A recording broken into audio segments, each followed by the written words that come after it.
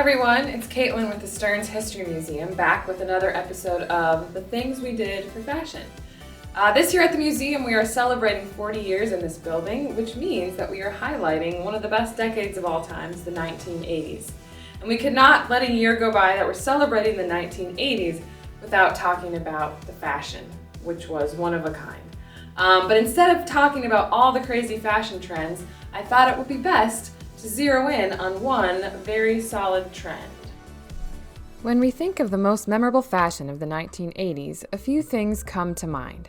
Hair that reaches for the skies above, with the aid of hairspray that would be considered illegal in the year 2024, stonewashed jeans and jean jackets, leg warmers, neon colors, and more. But there was one style that made more of a statement than you might think: shoulder pads. In the mid to late 1980s, women's shoulders started to look a lot broader, a lot poofier, more structured, more rigid. But this was not the first time this happened. In order to find the very first shoulder pad, we must travel back in time. Not just back to the 80s, but beyond. Of course, there are football pads, which were first worn in 1877. These were worn for a very utilitarian purpose, but all the same, they put the idea of embellished shoulders out there to be picked up by fashion designers further down the road. In 1931, Italian fashion designer Elsa Schiaparelli featured jackets and blouses with embellished shoulders in her fall and winter show, and throughout the 1930s, that look slowly caught on in the mainstream. This was helped along by the rise of Hollywood star Joan Crawford. Crawford had always been self-conscious of her shoulders and asked the costume designer on the 1932 picture Letty Linton to hide them. Instead, Adrian Adolph Greenberg, later known simply as Adrian, the designer, chose to emphasize them.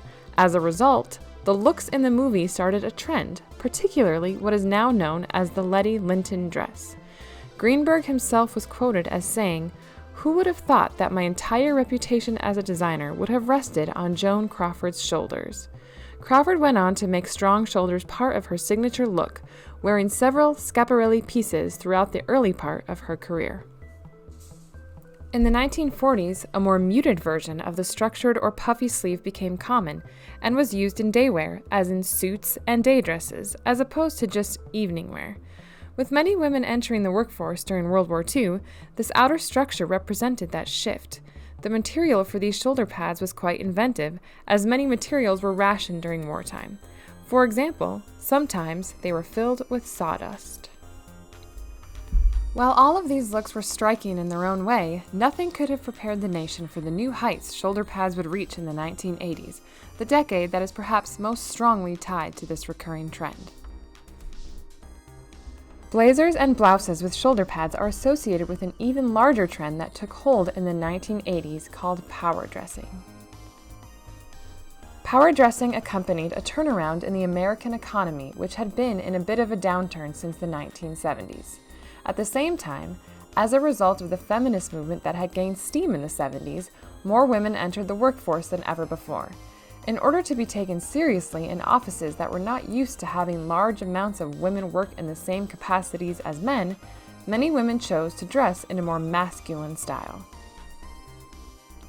Power dressing, with oversized suits and yes, shoulder pads, allowed these women to be taken more seriously in the workplace. It distinguished them as serious businesswomen who demanded and deserved professional respect in office settings. The padded shoulders represented a broad man's shoulders, while the loose and baggy fit hid the curves and other markers of abject femininity. Giorgio Armani led the way in popularizing this style, which women soon adopted around the entire country. It could also be seen in movies like Working Girl and the TV show Dynasty. By the late 1980s, the power suit had evolved, and elements of power dressing could be seen in more versatile and feminine pieces. In fact, shoulder pads were ever present. You would find them in sweaters, blouses, blazers, and even coats. Some women would leave the house with shoulder pads 3 layers deep, looking like the linebackers who wore the pads in the first place. As with all fashion trends, by the early to mid-90s, shoulder pads fell out of favor. But you can't keep a good fashion trend down, and they have resurfaced in popularity a few times over the years, as recently as 2023. As this brief history lesson shows, everything old is new again. What heights will shoulder pads reach this time? Only time will tell. Thanks everyone for watching. If you want some 1980s fun and goodness, please stop by the museum all year long. We're going to be celebrating the best decade of all time. Thanks again.